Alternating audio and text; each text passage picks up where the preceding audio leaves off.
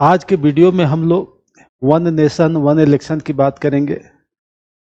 मतलब one nation one election को लागू करने के लिए क्या क्या दिक्कत हो सकती है, इससे क्या लाभ होगा, इससे क्या हानि हो सकती है, क्या कोई और व्यवस्था है जिसे करने से चुनाव बड़े ही सार्थक दिशा को स्थापित हो सकता है और जन समुदाय को काफी लाभ हो सकता है। इसी पर हम लोग बात करेंगे। भारतीय इतिहास में शासन व्यवस्था को संचालित करने के लिए राजतंत्र की परंपरा काफी महत्वपूर्ण थी। चाणक्य ने अपने अर्थशास्त्र में भी सप्तांग का सिद्धांत दिया, जिसमें सत्ता के केंद्र में राजा को रखा और सभी शक्तियां उसके अंदर समाहित की। यानी एक केंद्रीकृत सत्ता की शुरुआत अर्थशास्त्र में भी देखा जा सकता है। 6th सेंचुरी बीसी में जो 16 महाजनपद थे, उसमें भी 14 में राजतंत्र यानी मोनार्ची और 2 में गणतंत्र यानी रिपब्लिकन था। इस प्रकार से भारतीय इतिहास में शासन व्यवस्था का स्वरूप था। धीरे धीरे भारतीय इतिहास की परंपराएं चली। चोल साम्राज्य के अंतर्गत भी सत्ता की शुरुआत हुई, परंतु उसके शासन काल में पंचायती राज व्यवस्था को स्पष्ट रूप से देखा जा सकता है और पंचायतों के द्वारा जनता को कुछ अधिकार दिया गया और जनता अपने अनुकूल पंचायतों के विकास की रूपरेखा तैयार करने लगी। मुगल काल तक आते आते राजतंत्र की परंपराएं काफी प्रचलित रही, परंतु जैसे ही आधुनिक काल की शुरुआत हुई, औपनिवेशिक सत्ता की शुरुआत होगी। औपनिवेशिक सत्ता को भी हम 2 रूप में देख सकते हैं, एक वर्ल्ड में औपनिवेशिक सत्ता और एक इंडिया में औपनिवेशिक सत्ता। ब्रिटेन की औपनिवेशिक सत्ता की शुरुआत यूएसए में भी हुआ, परंतु यूएसए 1776 ईस्वी में अमेरिकी स्वतंत्रता आंदोलन के फलस्वरूप ब्रिटेन के उपनिवेश से स्वतंत्र हो गया और एक स्वतंत्र रूप से वह सत्ता की शुरुआत किया। और सर्वप्रथम यहाँ पर एक लिखित संविधान की प्रक्रियाएं शुरू हुई और उस संविधान के द्वारा लोकतंत्र प्रजातंत्र की स्थापना की गई, जनता को अधिकार दिया गया। और इसी क्रम में अमेरिका के राष्ट्रपति अब्राहम लिंकन ने प्रजातंत्र का परिभाषा देते हुए कहा था कि प्रजातंत्र जनता के लिए जनता के प्रति समर्पित शासन व्यवस्था है। उन्होंने यह भी कहा कि बैलेट की शक्ति बुलेट की शक्ति से ज्यादा शक्तिशाली होती है और इस प्रकार से यहीं से एक लोकतंत्र प्रजातंत्र की सत्ता की शुरुआत हुई।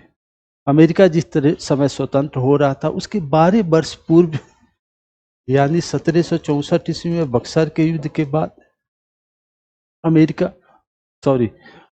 भारत ब्रिटेन का उपनिवेश बना और इस प्रकार से 1764 से लेकर 1947 तक भारत ब्रिटेन के उपनिवेश के रूप में सत्ता की शुरुआत हुई। और इस दौरान विभिन्न प्रकार के एक्ट अधिनियम के फलस्वरूप धीरे धीरे संवैधानिक व्यवस्था को स्थापित किया गया। 1773 के रेगुलेटरी एक्ट, 1794 के अधिनियम, 1813, 1833, 1853 और आगे के अधिनियम के फलस्वरूप 1935 के अधिनियम में भी बहुत कुछ व्यवस्था की गई और फिर जाकर 1947 में भारत स्वतंत्र हुआ। उसके पूर्व ही कैबिनेट मिशन के द्वारा संविधान सभा का गठन किया गया। संविधान सभा के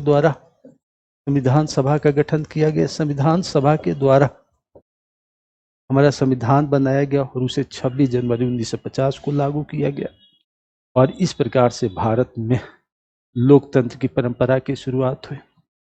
जवाहरलाल नेहरू ने लोकतंत्र का परिभाषा देते हुए कहा था कि लोकतंत्र में चुनाव जनता को राजनीतिक शिक्षा देने का विश्वविद्यालय है।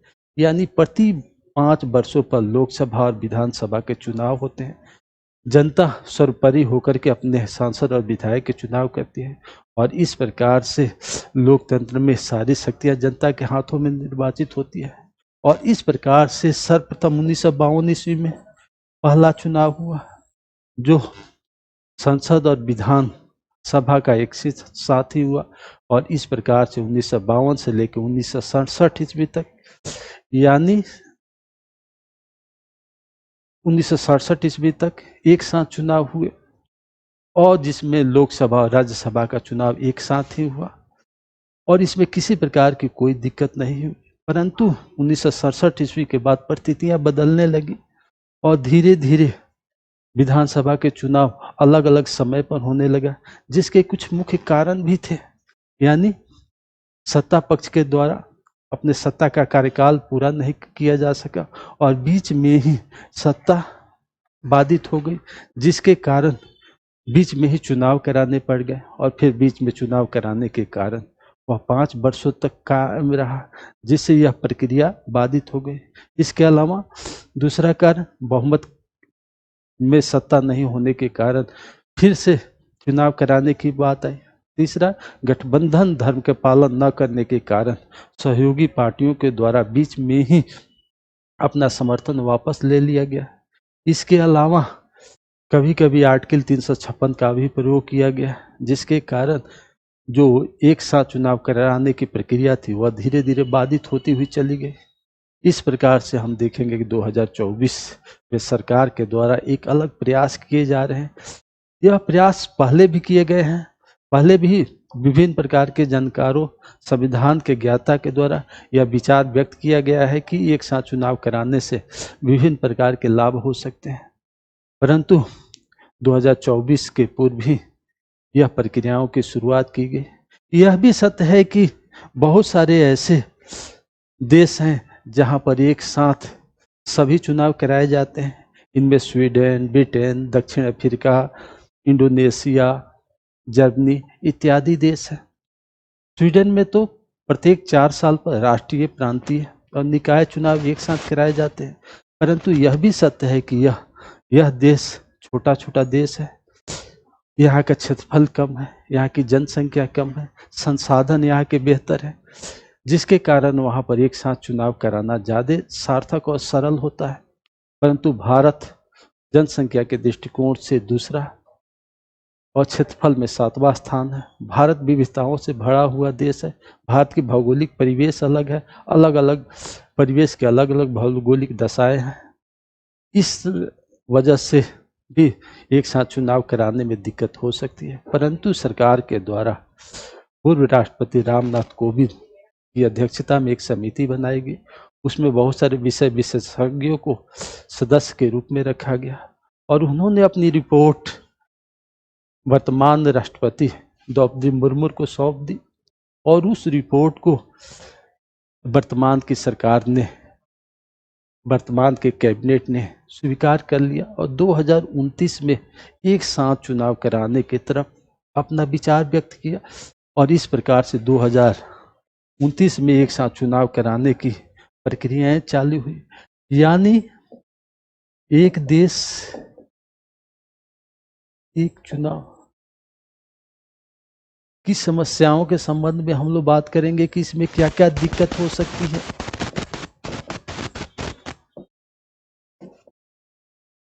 इससे एक साथ चुनाव कराने से क्या लाभ हो सकता है, एक साथ चुनाव कराने से क्या हानि हो सकता है, क्या कोई और आदर्श भी संभावना है जिस पर बात की जाए या सरकार को उस पर सोचना चाहिए।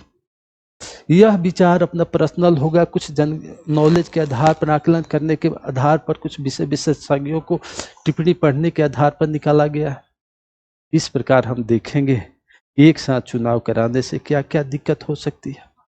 अब सबसे पहली दिक्कत होगी तो एक साथ चुनाव कराने के संबंध में संविधान मौन है। संविधान में यही वर्णित किया गया कि संसद का 5 वर्षों पर, अब विधानसभा का 5 वर्षों पर चुनाव होंगे। तो अतः जब संविधान मौन है तो इसके लिए संविधान में विशेष संशोधन करना पड़ेगा, विशेष बहुमत से संशोधन करना पड़ेगा और विशेष बहुमत से जब संशोधन करना पड़ेगा तो 2/3 मतों की जरूरत होगी और 2/3 मतों के द्वारा संशोधन प्रक्रियाओं के द्वारा उस बिल को लोकसभा में, राज्यसभा में और साथ ही साथ भारत के आधे राज्यों का समर्थन प्राप्त करना पड़ेगा। पहली दिक्कत होगी। दूसरी दिक्कत होगी कि राष्ट्रपति महोदय आर्टिकल 85(2) के तहत 5 वर्षों पर लोकसभा को विघटित करते हैं। बीच में भी बहुमत न होने के कारण लोकसभा को भी विघटित करते हैं और इसी प्रकार से राज्यपाल महोदय 174(2) के तहत विधानसभा को 5 वर्षों पर और बहुमत न मिलने पर बीच में भी विघटित करते हैं, और इस परिस्थितियों में भी इसे संशोधन करना पड़ेगा। साथ ही साथ आर्टिकल 83, आर्टिकल 172 इत्यादि में भी संशोधन करना पड़ेगा, और संशोधन द्वारा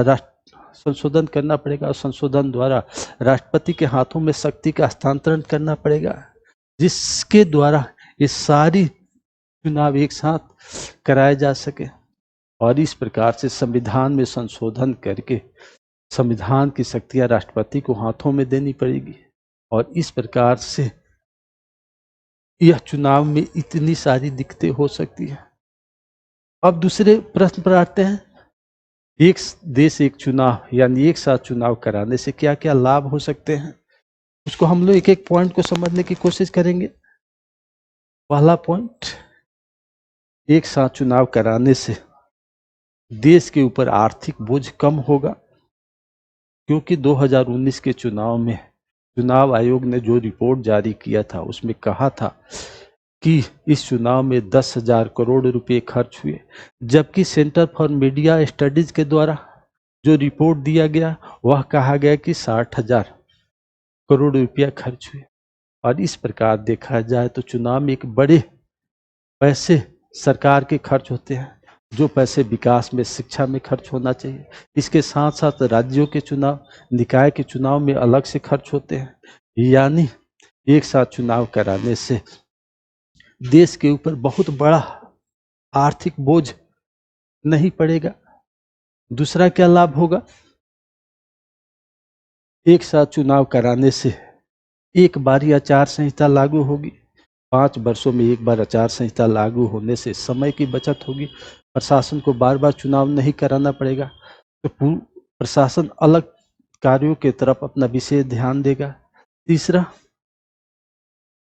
जहां 2019 के चुनाव 7 चरणों में हुआ, वहीं पर 2024 के चुनाव भी इतनी ही चरणों में हुआ।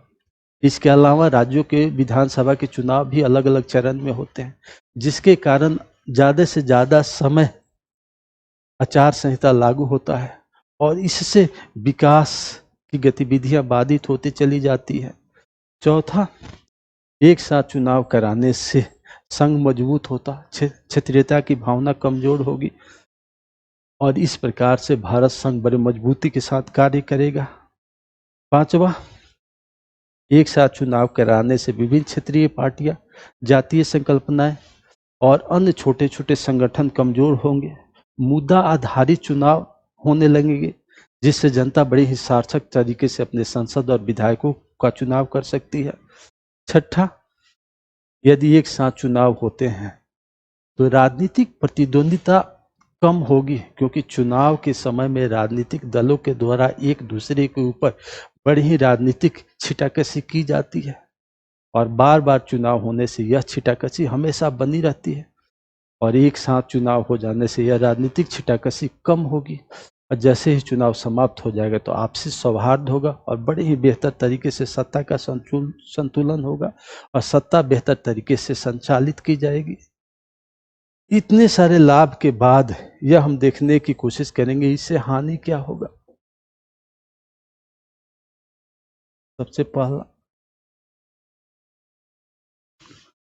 सबसे पहला हानि होगा कि राष्ट्रीय मुद्दा और क्षेत्रीय मुद्दा के बीच द्वंद्व होगा। इससे जनता को विधायक और सांसदों के चुनने में असुविधा होगी, और वह दिग्भ्रमित होगा, क्योंकि राष्ट्रीय मुद्दे अलग होते हैं, क्षेत्रीय मुद्दे अलग होते हैं। अरुणाचल प्रदेश, सिक्किम के मुद्दे अलग होंगे, बिहार, पश्चिम बंगाल के मुद्दे अलग होंगे, और यदि लोकसभा का चुनाव होता है तो लोकसभा चूंकि नेशनल प्रतिनिधित्व करता है तो उसके मुद्दे अलग होंगे। तो यानी राष्ट्रीय मुद्दे और क्षेत्रीय मुद्दे के बीच द्वंद्व क्रिएट होगा, जनता को विधायक और सांसदों का चुनाव में असंभव होगा, या वो दिग्भ्रमित होंगे। दूसरा क्या होगा, एक साथ चुनाव कराने से क्षेत्रीय पार्टियों का धीरे धीरे अस्तित्व कमजोर होगा, और राष्ट्रीय पार्टियां ज्यादा सशक्त होगी। तो क्षेत्रीय विकास की रूपरेखा बड़े ही सजग तरीके से नहीं बनाई जा सकती। तीसरा क्या होगा, एक साथ चुनाव कराने से चुनाव आयोग के ऊपर काफी बर्डन आएगा, बड़े स्तर पर ईवीएम, वीवीपैट मशीन खरीदने पड़ेंगे और साथ ही साथ एक साथ चुनाव कराने के बाद 5 वर्षों के लिए उस ईवीएम और वीवीपैट के रख रखाव पर भी काफी खर्च होंगे। नेक्स्ट हानि क्या होगा? संघीय ढांचा धीरे धीरे कमजोर होगा, क्योंकि भारतीय संघ से विभिन्न राज्यों का उदय होता है। भारतीय संघ की यह रिस्पॉन्सिबिलिटी है कि वह प्रत्येक राज्यों की प्रत्येक तरीके से रक्षा करे और उसे प्रत्येक तरीके से देख रेख करे और उसके अनुकूल वह वहां के डेवलपमेंट का खाका खींचे। नेक्स्ट, भारतीय संघ विभिन्न भौगोलिक और विविधताओं से भरा हुआ, अलग अलग भाषाओं और संस्कृति से बना हुआ है, अलग अलग वहाँ के रीति रिवाज हैं। इन सभी के अनुकूल समयानुकूल ही तथ्यों को समायोजित करना चाहिए, नहीं तो संघ कमजोर होगा और उसके साथ साथ उसका ऊपर बहुत बड़ा प्रभाव पड़ेगा। अब हम लोग देखने की कोशिश यह करेंगे कि क्या कोई और व्यवस्था है जिसके द्वारा यह चुनाव की प्रक्रिया की जा सकती है। अब यह क्या संभावनाएं हैं, तो हम लोग यह देखने की कोशिश करेंगे। केंद्र, राज्य और निकाय, 3 स्तर है चुनाव के।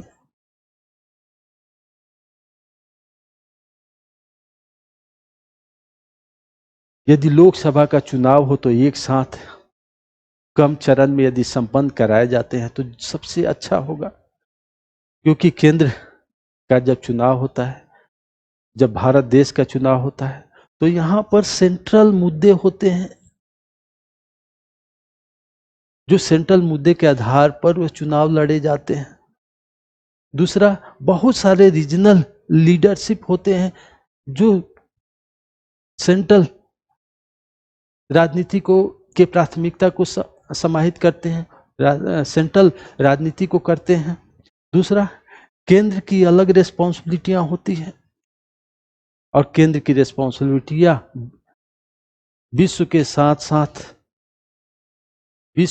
साथ अन्य देशों के साथ भी कोऑर्डिनेट करना होता है, यानी अपने विश्व की विदेश नीति को बड़े बेहतर तरीके से स्थापित करके उसके साथ कोऑर्डिनेट करके अपनी शक्ति को बढ़ाना, आयात निर्यात को कंट्रोल करना, बाहर से बहुत सारे एमएनसी कंपनियों को भारत में लाना, उसके अनुकूल विभिन्न सारे राज्यों के साथ समझौता करके उन्हें अनुकूल परिवेश मुहैया कराना, क्योंकि आज का भारत एलपीजी के अंतर्गत है और इस प्रकार से केंद्र की रिस्पॉन्सिबिलिटी होती है कि इंटरनेशनल के साथ कोऑर्डिनेशन के साथ साथ अन्य राज्यों के साथ भी बेहतर तरीके से कोऑर्डिनेट करना। इतने सारे मुद्दे को लेकर के केंद्रीय चुनाव होते हैं और साथ ही साथ इसमें यह भी प्रावधान किया जाए कि मध्यवर्ती चुनाव न हो पाए, बीच में संसद की सीट खाली होती है तो उसे भी किसी राज्यों के चुनाव के साथ कराया जा सके। गठबंधन की स्थिति में यदि सरकार का गठन होता है तो उसके साथ यह सुनिश्चित किया जाए कि यदि कोई भी गठबंधन की सत्ता स्थापित होती है तो सहयोगी पार्टी यदि समर्थन करते हैं तो समर्थन करने के बाद उसे 2 साल तक समर्थन वापस लेने की कोशिश न करें और साथ ही साथ 2 साल के बाद एक समय दिया जाए, फिर यदि वो समर्थन करते हैं तो सत्ता 5 सालों तक कायम रहे, 5 ईयर तक कायम रहे और बीच में मध्यवर्ती चुनाव का स्थिति पैदा न हो। इसके साथ साथ यह भी सुनिश्चित किया जाए कि लोकसभा का चुनाव 1 से 2 चरण में करा दिए जाए, क्योंकि 2 चरण में यदि चुनाव कराए जाएंगे तो 21 से 25 दिन का समय लगेगा। इतने दिन में ही हमारे चुनाव संपन्न हो जाएंगे, इतने दिन में ही पूरे देश में आचार संहिता लागू होगी, फिर आगे की गतिविधियां शुरू हो जाएगी। 2019 में 7 चरण, 2024 में 7 चरण इत्यादि प्रोसेस से बचने की कोशिश करें तो एक ज्यादा सार्थक दिशा की तरफ स्थापित हो सकते हैं। दूसरा, राज्यों को चुनाव को यदि हम 2 भागों में बांट दें, 2.5 वर्ष पर एक बार कुछ राज्य का, 2.5 वर्ष पर एक बार कुछ राज्य का चुनाव कराएं,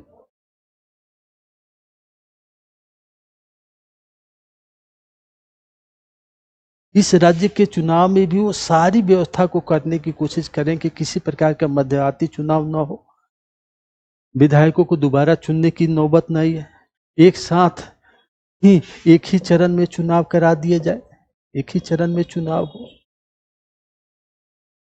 एक ही चरण में चुनाव हो। इससे यहां पर हमें 15 से 18 दिन में चुनाव हो जाएंगे। इससे जब राज्यों के चुनाव होंगे तो यहाँ क्षेत्रीय मुद्दे हावी रहेंगे, और क्षेत्रीय मुद्दे हावी रहेंगे तो सरकार वहां के किस तरीके से विकास की रूपरेखा खींचने की कोशिश करेगी, यह बड़ी ही सार्थक दिशा से शामिल होंगे।